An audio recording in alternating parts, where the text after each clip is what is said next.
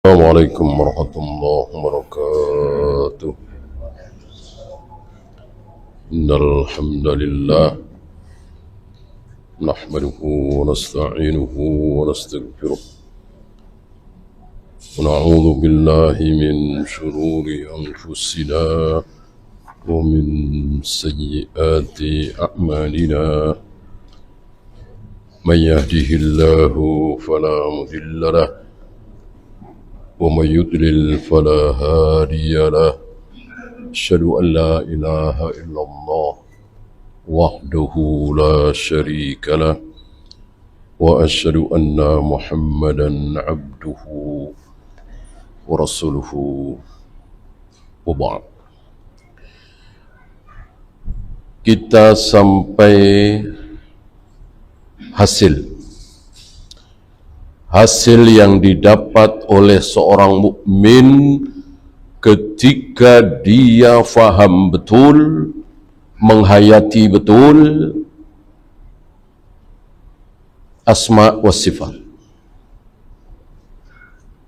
Maka hasil ini sudah didapat oleh siapa? Oleh kaum muslimin awam. Masih ingat kaum muslimin awal? Kaum muslimin awal dimulai oleh seorang manusia bernama siapa? Tentu setelah Nabi SAW.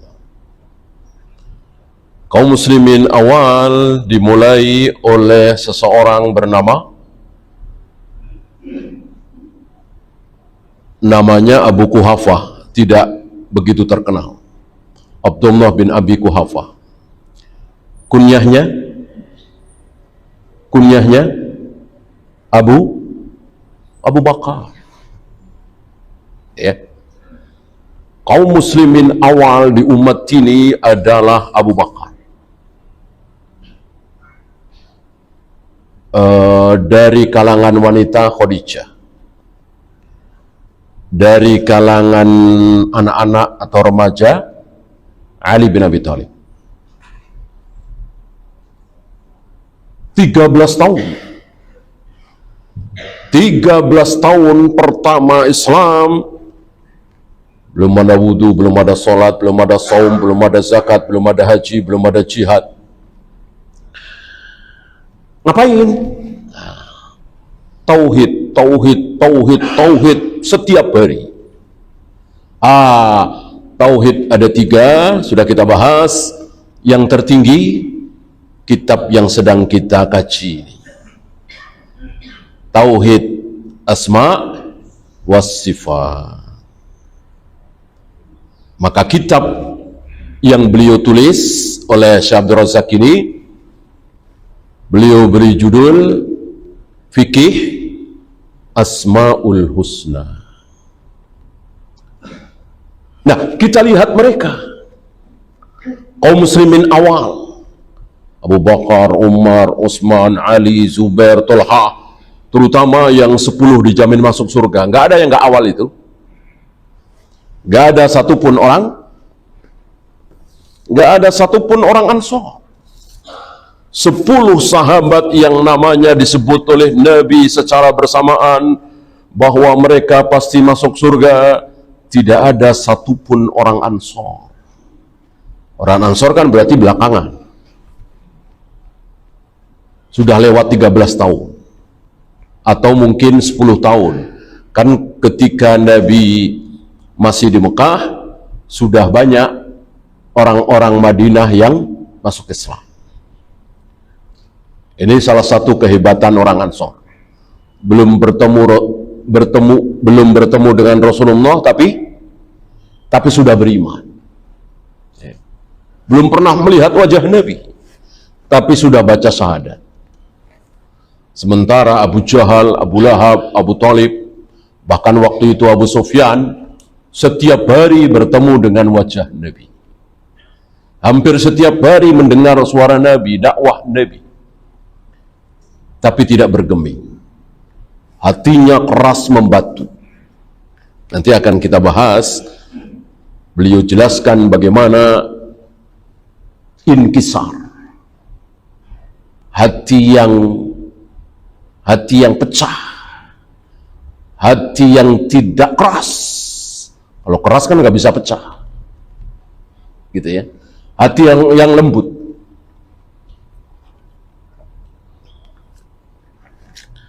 Yaitu tadi, jangankan melihat wajah Nabi, mendengar suara Nabi, baru mendengar namanya saja, bahwa muncul seseorang yang menyatakan dirinya sebagai utusan Allah, sifatnya begini, langsung baca syahadat. Sampai hari ini ada. Sampai hari ini ada. Itu pilihan Allah tentunya. Hanya dengar tentang Rasulullah, tentang ajaran Islam lewat internet. Itu pun dengan terjemahan bahasa Jepang misalnya. Dia orang Jepang. Tapi karena Allah memilih dia, masuk Islam. Walaupun tidak banyak, tapi ada. Beberapa di antaranya sekarang sudah belajar di UIM. Mungkin sudah lulus. Ya, saya kira cukup masyhur kisah ini.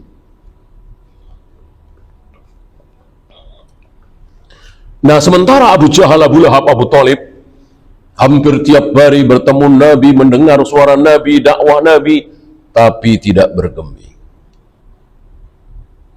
Allah tidak memilih mereka. Kalau Allah berkenan memberikan hidayah kepada Abu Jahal, Abu Lahab, barangkali hari pertama Rasul menyatakan dirinya sebagai utusan Allah, Abu Jahal, Abu Lahab akan beriman. Kalau Allah memberikan hidayah. Maka Nabi mengatakan kullukum dal. Nabi mengatakan firman Allah, hadis qudsi, kullukum dal illa man hadaitu. Semua kalian pasti sesat. Semua kalian pasti sesat. Kecuali yang rajin sholat, enggak. Kecuali yang dermawan, enggak. Kecuali yang berbakti kepada ibunya, enggak. Kecuali orang yang jujur, amanah, enggak. Illa man hadaituhu. Kecuali orang yang aku beri hidayah. Walaupun jujur, amanah, pemberani, dermawan, Allah nggak kasih hidayah, ya tetap dia jadi orang Konghucu, orang Buddha, orang Hindu, orang komunis. Ada orang komunis, orang Konghucu yang jujur, amanah, pemberani, dermawan? Ada? Banyak. Banyak. Akhlaknya luar biasa bagus. Tapi Allah nggak kasih hidayah, ya kekal di neraka selama-lamanya. Kita sering salah. Pokoknya kalau pemberani, jujur, amanah, baik hati, dermawan, pasti diberi hidayah oleh Allah. Kata siapa? Kata siapa? Kata Allah tidak.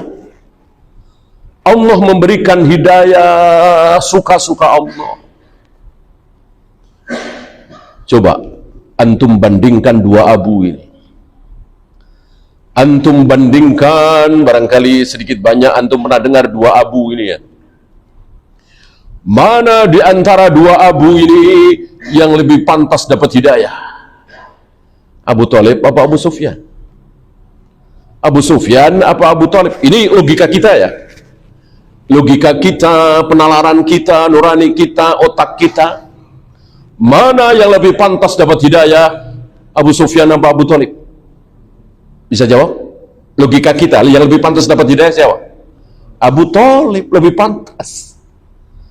Gimana nggak pantas? Dari kecil sudah mengasuh Nabi, menyayangi Nabi, bahkan anak-anaknya saja dikalahkan demi Nabi, yang waktu itu masih kecil.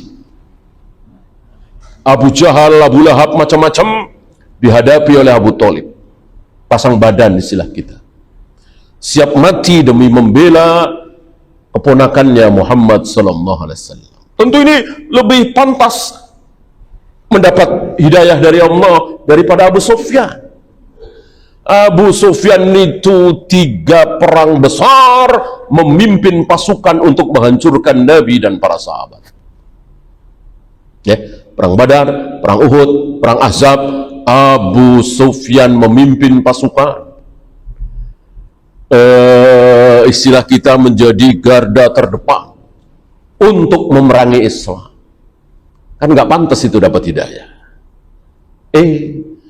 Abu Sufyan malah dapat hidayah, masuk Islam, insya Allah masuk surga, masuk dalam keumuman atau ayat 100 radhiyallahu anhum maradu'an wa adalhum jannat. Allah meridhoi dia, dia ridho kepada Allah, Allah jamin dia pasti masuk surga. Abu Thalib kekal di neraka selama-lamanya. Nah, disinilah kita tidak boleh sombong, gegabah, merasa pintar, merasa taat, merasa soleh, merasa pantas dapat hidayah. Karena jujur, karena amanah, karena pemberani, karena dermawan, baik hati. Jangan. Allah yang berhak menentukan. Ya. Nah, mari kita lihat hasilnya satu persatu.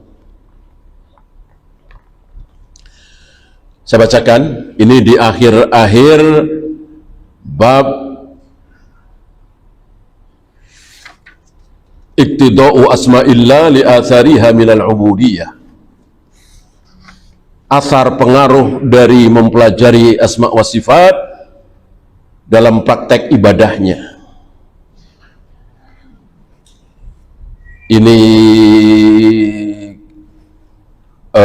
paragraf terakhir ya. Innal mu'minal muwahhida yajidu bi imanihi wa yakinihi bi asma'i rabbihil husna wa sifatihil ulya. Seorang mukmin yang bertauhid dengan keimanannya, dengan keyakinannya, kesikohannya terhadap asma wa sifat, dia akan mendapatkan dalam dirinya apa? Hubban, tadhallulan, khusyu'an, inkisaran, raghban, warahaban, waraja'an, wa tama'an. Beliau memberikan 8 hasil dari mempelajari dan meyakini asma wa sifat. Ini luar biasa ya. Yang hasil ini tidak akan didapat oleh orang yang rajin sholat, rajin saum, dermawan, baik hati, tapi nggak belajar asma wa sifat. Allah ada di mana? Nggak tahu saya. Dengan apa Allah menciptakan Adam? Nggak tahu saya. Apa yang dilakukan oleh Allah di sepertiga malam? Nggak tahu saya. Kapan Allah menghadapkan wajahnya ke wajah kita kaum muslimin? Nggak tahu saya. Nggak penting bagi saya. Yang penting saya yakin Allah itu Tuhan saya satu-satunya, saya sembah Dia. Allah menciptakan Adam dengan apa? Allah akan menggulung langit dengan apa? Allah akan menghentikan geraman jahanam dengan apa? Biarin aja, saya nggak tahu. Berarti dia mengkritik Al-Quran, menghina Al-Quran, tidak menghargai Al-Quran. Yang mengatakan Allah menciptakan Adam dengan kedua tangannya adalah Al-Quran. Turun ke langit dunia setiap sepertiga malam Al-Quran. Yang mengatakan bahwa Allah akan menggulung langit dengan tangan kanannya Al-Quran. Tiba-tiba kita bilang, biarin aja. Berarti coret aja ayat Al-Quran itu. Ini penghinaan besar terhadap Al-Quran. Dan kita saksikan beberapa da'i, ustaz, penceramah, kiai, gak ada yang bahas ini. Seolah gak ada keterangan dalam Al-Quran dan Sunnah Allah begini, Allah begini. Mungkin karena kurang menarik barangkali ya. Kalau membahas tentang kejujuran kan menarik, manfaatnya jelas.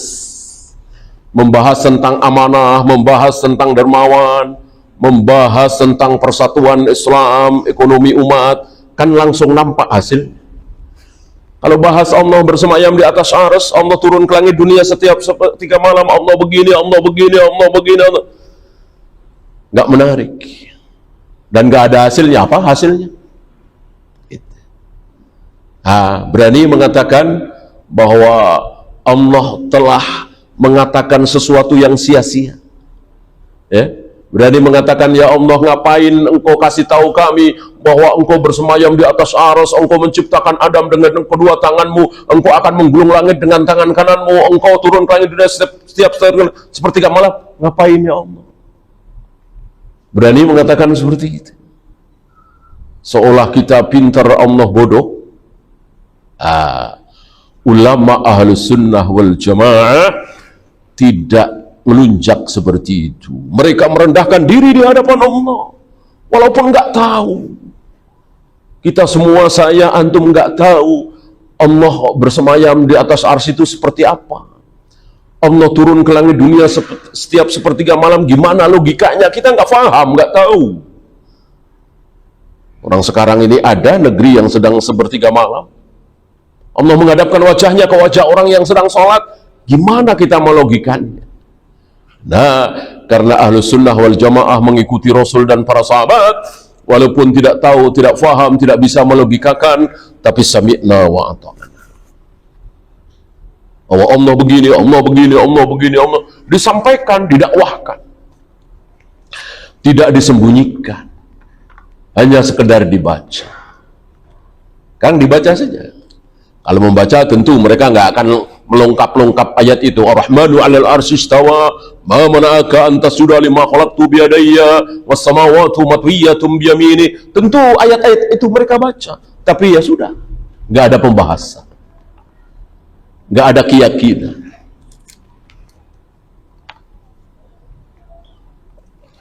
Ya, yang pertama hubban, cinta. Banyak dari kita mengaku cinta kepada, bukan banyak ya, semua. Saya kira nggak ada seorang muslim ketika ditanya, apakah anda cinta kepada Allah? Nggak. Saya kira nggak ada. Seluruh kaum muslimin akan mengatakan bahwa kami mencintai Allah, saya mencintai Allah. Ya. Tetapi saat berhadapan wajahnya dengan wajah Allah, dia ingat dunia, dia ingat kerjaan, dia ingat tugas-tugasnya, dia ingat rencana-rencananya dia untuk besok, untuk lusa. Kenapa? Ini dia. Bandingkan dengan para nabi, para rasul, para sahabat, para tabi'in yang betul-betul memahami asma was-sifat.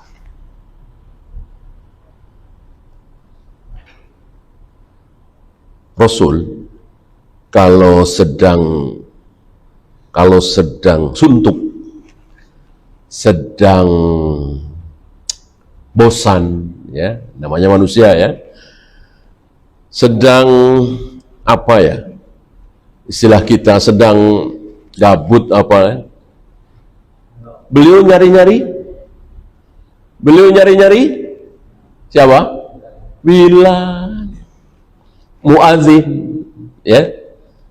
Ya Bilal, arihna bis shalah. Bilal, kapan datang waktu sholat? Gembirakan kami dengan sholat, senangkan kami dengan sholat. Jadi nunggu sholat. Ini Nabi kita Muhammad Rasulullah SAW, dan ditiru oleh para sahabat. Jadi tidak melihat sholat itu sebagai beban, hanya sekedar kewajiban, tapi ada kenikmatan, ditunggu-tunggu di situ. Ya. Ini tidak mungkin sehari dua hari, bahkan setahun dua tahun, tentu butuh waktu bertahun-tahun. ketika antum bertahun-tahun solat berjamaah, menjaga solat berjamaah di awal waktu, bahkan belum adzan sudah datang ke masjid. Ada di antara antum seperti itu? Tiba-tiba antum harus dirawat di rumah sakit, misalnya, nggak bisa. Antum dengar nggak jauh dari rumah sakit itu ada masjid, dengar azan duhur misalnya atau azan asar, nggak bisa ke masjid, insya Allah antum merasa sedih, antum merasa rindu, antum memohon kepada Allah, ya Allah segera sembuhkan aku ya Allah, agar aku bisa kembali sholat berjamaah di awal waktu. Gitu ya. Tentu ini butuh waktu bertahun-tahun, belasan, bahkan puluhan tahun. Ya, ketika baru belajar sholat berjamaah di masjid sehari, 2 hari, seminggu, 2 minggu, ya umumnya tidak seperti itu, kecuali yang dikehendaki oleh Allah ya. Kita memohon, merengek kepada Allah segera sembuh, supaya apa? Supaya bisa lari pagi lagi, supaya bisa sepedaan lagi, supaya bisa pingpong lagi, supaya bisa main golf lagi. Ya, jarang yang memohon supaya aku bisa sholat berjamaah lagi ya Allah, supaya aku bisa umroh lagi ya Allah, supaya aku bisa hadir di majelis ilmu lagi ya Allah. Ya. Dan cinta di sini tentu cinta ubudiyah. Maka antum jangan salah paham. Kalau begitu nggak boleh dong kita cinta kepada anak, istri, orang tua, adik. Boleh. Karena kita cinta kepada anak, istri, orang tua, nggak mungkin itu cinta ubudiyah. Yang haram, yang syirik adalah cinta ubudiyah. Sementara bukan karena Allah. Apa misalnya? Kangen, rindu, terkenang-kenang, pengen balik ke kuburan keramat. Nah, ini cinta ubudiyah. Pengen balik ke kuburan di Cirebon, di Demak, di Banten. Nah, itu cinta ubudiyah. Karena secara fitrah nggak mungkin orang cinta kepada kuburan itu nggak ada. Kalau cinta pemandangan bagus di pegunungan itu malah boleh. Nggak mungkin itu cinta ubudiyah. Maka jika antum kangen ingin kembali ke Masjidil Haram, ke Ka'bah, itu cinta ubudiyah. Karena Allah. Bolehkah? Jelas boleh, sunnah. Karena nggak mungkin antum akan ke kangen rindu ingin balik lagi ke Ka'bah Masjidil Haram kalau tidak ibadah, kan nggak mungkin. Nggak waras kalau orang kangen ke balik lagi ke Masjidil Haram, sampai Masjidil Haram apa? Foto-foto, selfie-selfie. Orang pada sholat berjamaah, dia sibuk moto-moto, kan nggak mungkin. Motonya nanti setelah sholat berjamaah, gitu kan?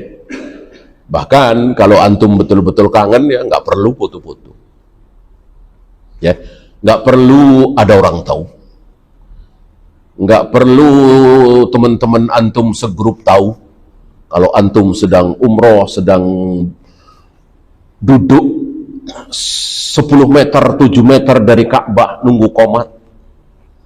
Perlukah teman-teman antum segrup tahu? Gak perlu tahu. Tidak perlu tahu.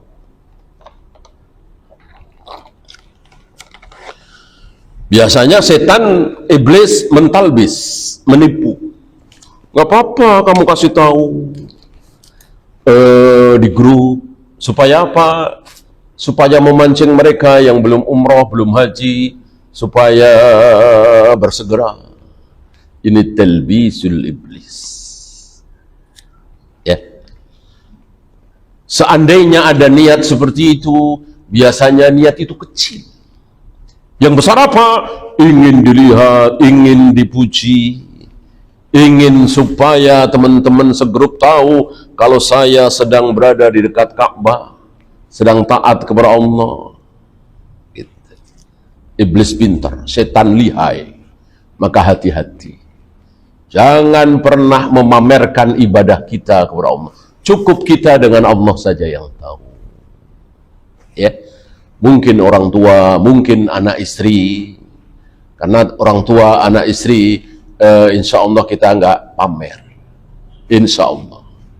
Ya, kita ingin kebaikan dari orang tua kita, dari keluarga kita. Insya Allah tidak pamer.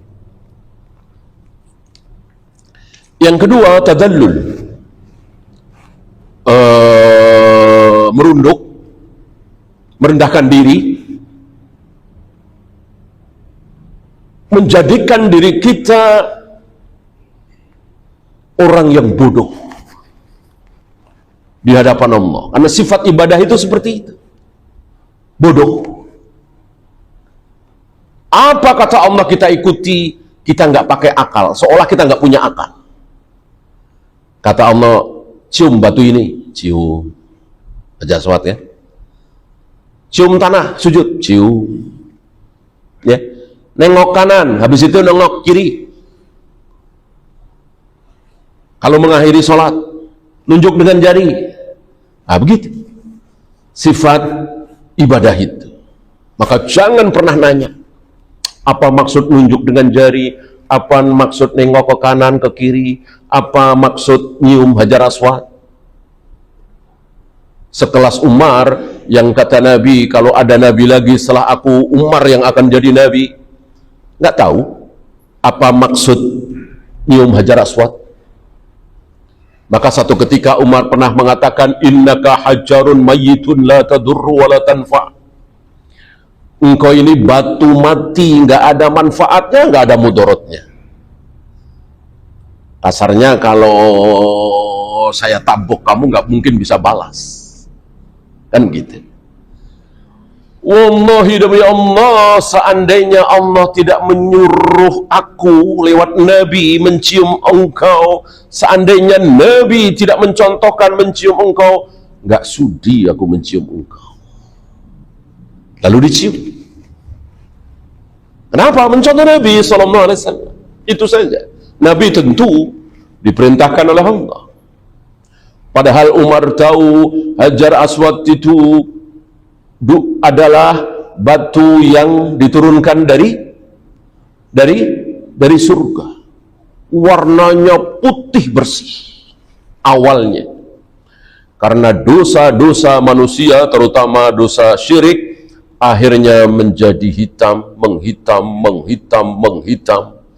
Akhirnya hitam luar biasa.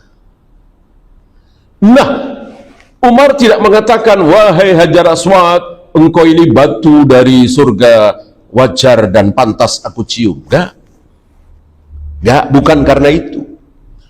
Umar mencium Hajar Aswad bukan karena Hajar Aswad turun dari surga, tapi karena mencontoh Nabi SAW. Lihat hari ini, sebagian tokoh Islam mengatakan, kita cium Hajar Aswad karena kita berpuasa Ramadan itu karena kita takbir mengangkat tangan karena karena salah semua. Yang benar karena mencontoh Nabi SAW. Bahwa ada hikmah, betul.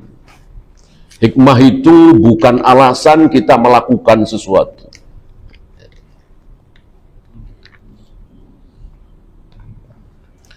Kemudian khusyuk. Saya kira khusyuk sudah menjadi bahasa Indonesia ya.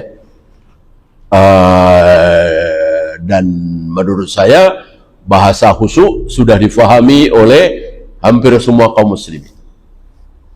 Kalau dia ingat ini, ingat itu, tidak konsentrasi, itu namanya tidak khusyuk. Gitu ya.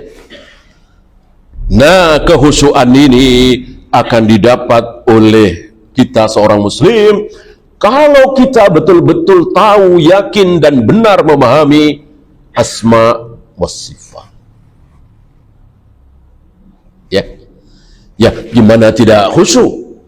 Gimana kita mau ingat ini, ingat itu, sementara di hadapan wajah kita ada apa? Ada wajah Allah. Ini Mu'tazilah, Jahmiyah, Asy'ariyah, Maturidiyah kan nggak terima kaidah ini. Alah, apa itu kiasan doang. Mosok wajah Allah di depan wajah kita? Wajah Allah kan besar. Gimana bisa berhadapan dengan wajah kita? Seolah Allah itu tidak maha bisa. Kan gitu. Mereka menolak ayat-ayat tentang asma wa sifat itu seolah Allah itu tidak maha bisa. Ya gimana Allah turun ke langit dunia setiap sepertiga malam? Sementara hampir setiap saat, setiap menit, setiap detik ada sepertiga malam di mana-mana. Sibuk dong Allah naik turun. Nah, seolah Allah tidak maha bisa. Innallaha ala kulli syai'in qadir. Ayat ini mereka ragukan kalau begitu. Ya.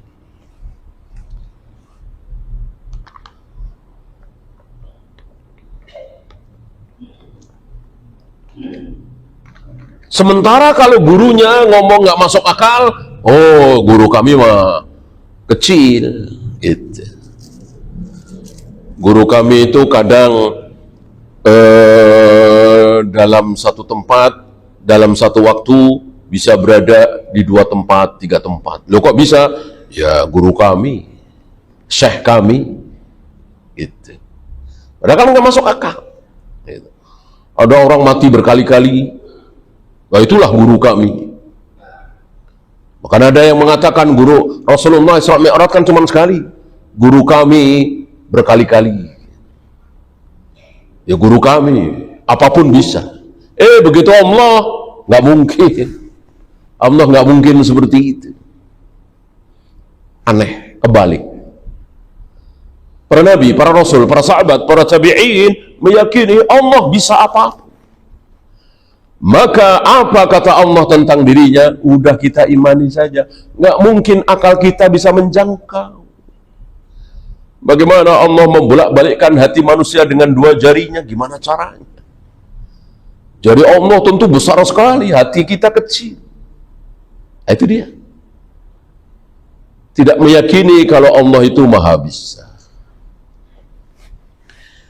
Selanjutnya inkisar. Inkisar tadi sudah kita singgung sedikit. Pecah, remuk, hancur, berkeping-keping. Hati yang inkisar itu yang bagus. Karena hati yang buruk seperti hati Abu Jahal, Abu Lahab, Abu Thalib keras membatu, boro-boro pecah.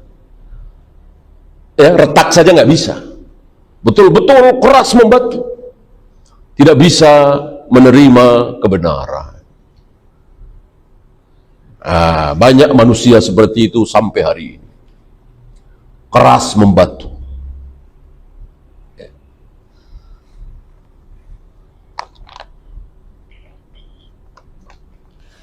Jangankan menerima kebenaran Islam yang gaib, yang di depan mata saja membatu. Itu wanita dan anak-anak sudah 50.000 lebih mati. Yang masih hidup di tenda-tenda. Ya, hampir-hampir nggak ada makanan, nggak ada minuman, nggak ada listrik, nggak ada air. Masih tega-teganya dibom lagi, dibom lagi, dibom lagi. Ya wajar mereka bangsa kera dan bangsa babi. Ya, Aisyah yang mengatakan bahwa mereka itu bangsa kera dan bangsa babi, Nabi dengar, Nabi diam. Artinya Nabi tidak menyalahkan Aisyah. Ketika Aisyah menunjuk mereka sebagai ya ihwanal khanaziri wal kirada. Wahai saudara-saudara kera dan babi. Nah, di antara mereka dulu di zaman Nabi Musa dirubah menjadi kera dan babi. Kunu kirodatan khasi'in.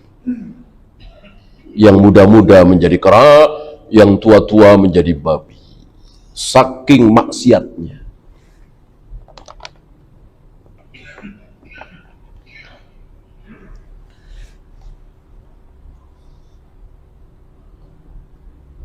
Raghban. Allah punya surga, Allah punya ampunan, Allah punya rahmat, Allah Rahman, Allah Rahim, Allah penyayang, Allah pengampun. Itu Raghban namanya. Maka timbul harapan. Insya Allah Allah akan mengampuni saya. Walaupun dosa saya nggak bisa dihitung. Hampir tiap malam berjudi, mabuk, berzina misalnya. Atau berbuat syirik, berbuat bid'ah. Tapi Allah Maha Pengampun, Allah Maha Penyayang, Allah lebih besar, lebih menang rahmatnya daripada godobnya, daripada murkanya. Ini Raghban. Tapi jangan lupa, selain ada Raghban, juga ada Rahban. Tadi pakai ghain, ini pakai ha. Apa? Takut. Allah punya neraka, Allah punya jahanam, Allah memiliki azab kubur, Allah sari'ul hisab.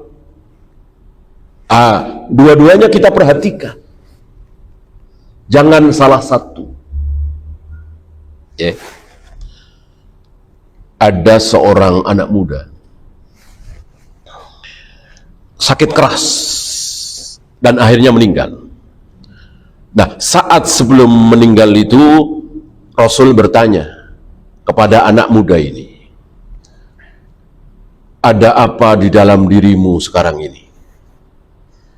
Dijawab dengan jujur oleh anak muda ini, ada khauf dan ada roja, ada raghban dan ada rahban.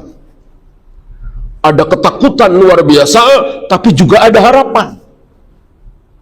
Takut luar biasa karena Allah punya neraka, Allah punya azab kubur, Allah sari'ul hisab. Tapi juga ada harapan bahwa Allah pengasih, penyayang, pengampun. Mendengar ini, apa kata Nabi? Siapapun yang punya perasaan seperti engkau, memiliki khauf dan roja seperti engkau, lalu mati, dijamin masuk surga. Maka disunahkan bagi kita untuk memiliki khauf dan roja secara adil, secara sama. Nabi mengumpamakan seperti sayap. Sayap apa? Sayap burung. Gitu. Sayap burung itu yang kanan sama yang kiri beratan mana? Tentu sama. Tentu sama. Sayap pesawat aja insya Allah sama ya, bikinan manusia. Ya beda-beda mungkin segram, 2 gram, seon, 2 on. Sayap burung bikinan Allah tentu sama persis. Maka antara khauf dan roja, antara harapan dan ketakutan ada pada diri kita itu seimbang. Tentu ini tidak mudah, butuh berlatih. Lewat apa? Asma wa sifat. Mempelajari tentang nama-nama Allah dan sifat-sifat Allah. Dua lagi, roja dan toma'an. Mirip ini ya. Ada harapan, ada keinginan. Ya. Jangan sampai kita terhadap Allah itu nggak ada harapan. Saya mah terserah Allah aja lah. Pokoknya saya sholat, saya zakat, saya haji, saya taat kepada Allah. Saya nggak berharap apa-apa. Ya. Surga? Biarin aja lah. Yang penting saya taat. Gitu. Bahkan ada kebohongan ini disandarkan kepada siapa? Masih ingat? Ya Allah, seandainya aku selama ini taat kepada Engkau, beribadah kepada Engkau, sholat, saum dan seterusnya, kok mengharapkan surga, maka tutup pintu surga rapat-rapat bagiku. Dan seandainya aku tidak maksiat, tidak berzina, tidak minum khamr, tidak berjudi, kok karena takut neraka, maka lemparkan aku ke neraka. Ini luar biasa, kesombongan yang luar biasa. Lebih hebat dari Nabi SAW. Nabi mendengar neraka itu nangis, takut. Pernah dalam sholat mundur-mundur ketakutan. Sementara ketika Nabi mendengarkan tentang surga dan ditampakkan surga saat sholat itu juga, di sholat yang sama beliau mengimami sholat kusuf ya, beliau ke depan, beliau tidak tahan ingin mengambil, padahal cuman setangkai buah, tapi setangkai buah surga. Lagi sholat, nggak tahan. Nabi SAW, ini orang ini lebih hebat dari Nabi. Ya, ucapan ini dinisbatkan kepada seorang wanita salihah, insya Allah berilmu, tapi ya belum bisa dikatakan sebagai ulama. Pernah dengar? Robi'ah al-Adawiyah. Banyak ulama yang tidak percaya.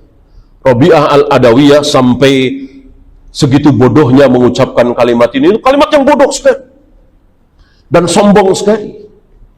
Nabi ketakutan mendengar azab kubur, mendengar neraka. Ini malah nantang, sombong. Ya.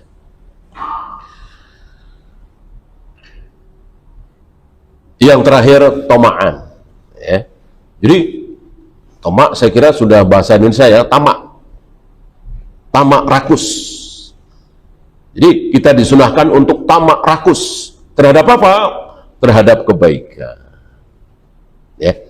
Maka Nabi menyatakan Abu Hurairah adalah manusia yang paling tamak. Tamak terhadap apa? Ilmu. Saat Abu Hurairah bertanya, "Ya Rasulullah, man as'adun nasi bi syafa'atik?" Ya Rasul, siapa manusia yang paling berbahagia mendapatkan syafaatmu? Sebelum kalimat ini dijawab oleh Nabi berkomentar, "Aku sudah sangka bahwa engkaulah yang pertama kali bertanya tentang ini. Karena aku lihat engkau sangat tamak terhadap ilmu. Yang tercela adalah tamak terhadap harta dunia. Oleh karena itu ketika kita diberi harta dunia banyak, ya buang-buangin sebagiannya ya, untuk bangun masjid, untuk bangun pesantren, untuk fakir, miskin, dan seterusnya. Untuk menunjukkan bahwa kita tidak tamak mencari harta untuk kita sendiri. Wallahu a'lam. Ya, itu saja. Ada pertanyaan? Silakan.